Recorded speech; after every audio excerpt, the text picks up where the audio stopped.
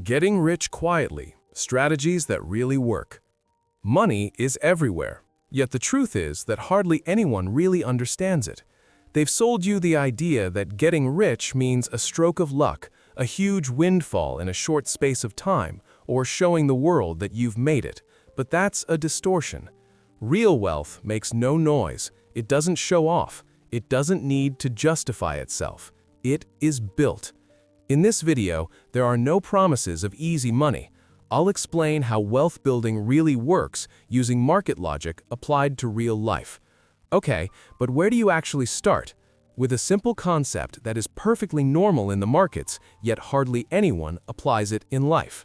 Income or ownership, the choice that separates you from wealth. Think about it. When you buy a share, you're not gambling. You're buying a stake, a piece of a company that creates value.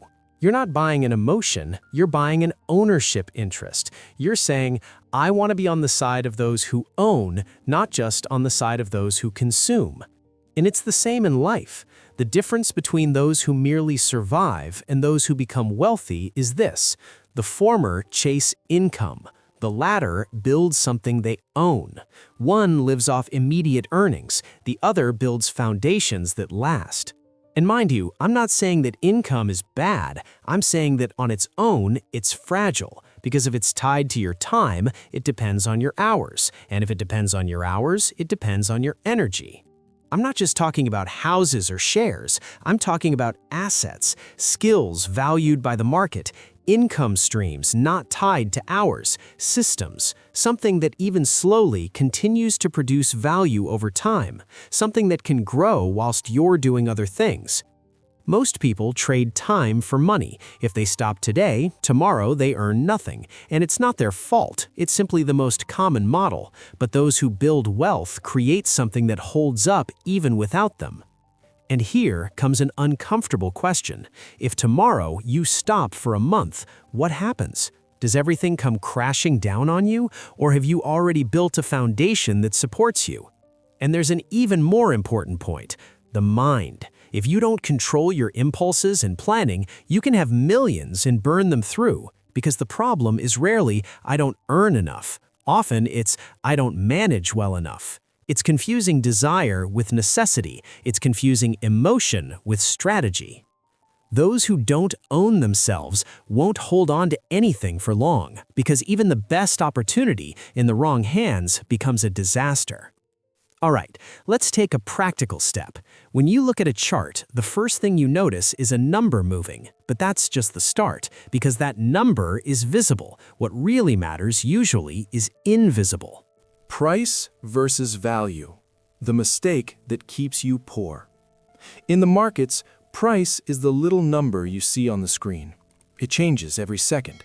It's the surface. It's what catches your eye. It's what makes you react. Value is what lies beneath, fundamentals, the ability to generate profits, substance. It's the structure. It's what stands the test of time. It's what doesn't change every minute. And the same applies in life. Often, those who flaunt wealth are buying an image. They're buying status, approval, social proof. They're buying the feeling of being ahead. Those who build solidity don't need to prove anything, because they know that the accounts are settled over the long term, not on social media. They know that true security can't be captured in a photo. Remember this. Every euro spent just to look the part is a euro taken away from your freedom.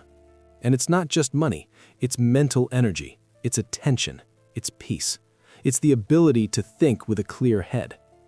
If you live to impress, you attract judgments, demands, expectations. You put yourself in a cage. And when you're in a cage, you make decisions to please, not to build. And this is the trap.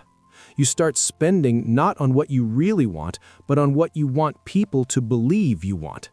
And in the meantime, freedom slips away. True wealth grows best in the shadows, where you can move without friction, where you can make boring, repetitive, consistent moves, the ones that don't make a splash, but deliver results, the ones that don't give you a dopamine rush today, but give you options tomorrow. Right. Now let's move on to what ruins even the best plans. Not a lack of money, instability. And if by now you're realizing that the real problem isn't how much you earn, but how you handle your money, then subscribe to the channel now, because in the second part, we'll get into the most important stuff: stability, systems, and real financial freedom. It's not how much you earn, it's how stable you are. Volatility measures how much a price fluctuates.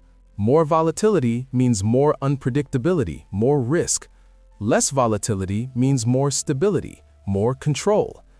And many people live like this: irregular income, emotional spending, unexpected events that turn into tragedies because there's no buffer, a breakdown, a medical bill, a bad week, and everything goes haywire. And when everything goes haywire, the mind goes into survival mode.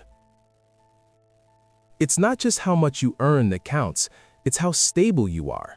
It's how much breathing space you have between yourself and the limit, how much time you can buy with your liquidity. If you reach the end of the month with your back against the wall on a $5,000 income, you're more vulnerable than someone earning $2,000 but with a buffer and control. Because instability forces you to make decisions in a crisis, and in a crisis, you almost always get it wrong. You cut back where you shouldn't, you sell when you shouldn't, you buy out of anxiety, you accept any condition just to breathe. Stability is power, because it allows you to say, "I'll wait." It allows you not to react. It allows you to choose. Those who quietly become rich do one thing first: they stabilize the ship. They create processes, eliminate chaos, reduce impulsive spending, not out of greed, to buy clarity and investment opportunities. And here's a practical point: if you have zero margin, even a perfect investment becomes a risk. If you have margin, even a mistake becomes manageable. Because if you're always holding your breath, you don't invest, you survive. And if you survive, you don't build, you chase. And when you remove the chaos, something happens. You start making time work in your favor. And this is where compound growth comes into play. Wealth isn't about willpower, it's a system. Compound interest makes money grow on money, but in our personal lives, the real compound interest lies in automated habits, those small, repeated choices that cease to be choices and become routine. The advantage rich people have isn't more willpower, it's that they have fewer decisions to make. They've built a system, and a system beats motivation because it works even when you don't feel like it. It works when you're tired. It works when you're distracted. Because if every month you have to decide, how much should I save? Where should I invest? Can I afford it? Sooner or later, you'll get tired and make a mistake. The aim is to remove choice from the equation. Remove friction, remove temptation, remove the "I'll think about it tomorrow." Automate, transfer funds to investments the day after payday. Anti-impulse rule, above a certain threshold, wait 48 hours. Separate accounts for fixed and variable expenses. And if you want to go one step further, a fixed percentage always. That way you don't have to decide, you just have to follow the plan. And one important thing, automating doesn't mean becoming rigid, it means becoming consistent. It means protecting good decisions from your emotional self. That's how you build wealth without thinking about it. No one sees it, but in 10 years' time, your bank balance will, your stress levels will, your freedom of choice will, your peace of mind will. And here comes the crucial choice. When you have money left over, do you turn it into assets or burn it on spending? Because that's where the direction is decided. Not when everything's going well, but when you have a margin. It's in the surplus that the strategy becomes clear.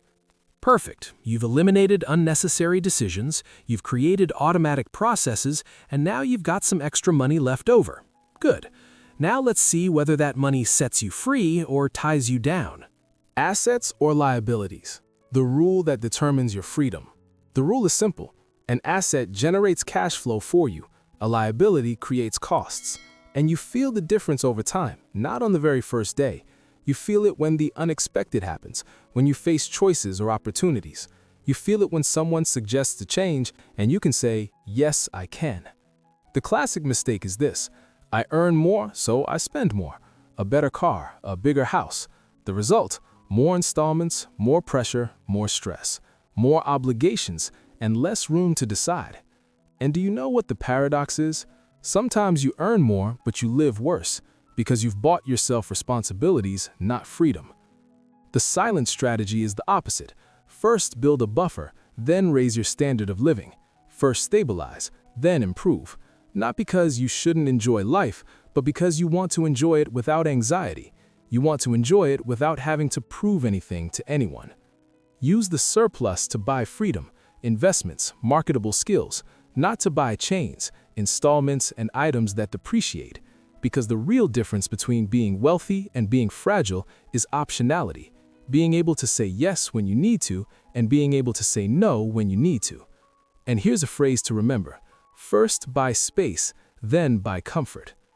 If you found this video useful, subscribe to the channel and tell me in the comments which point struck you the most, and above all, what's the first step you're taking starting today. See you in the next video.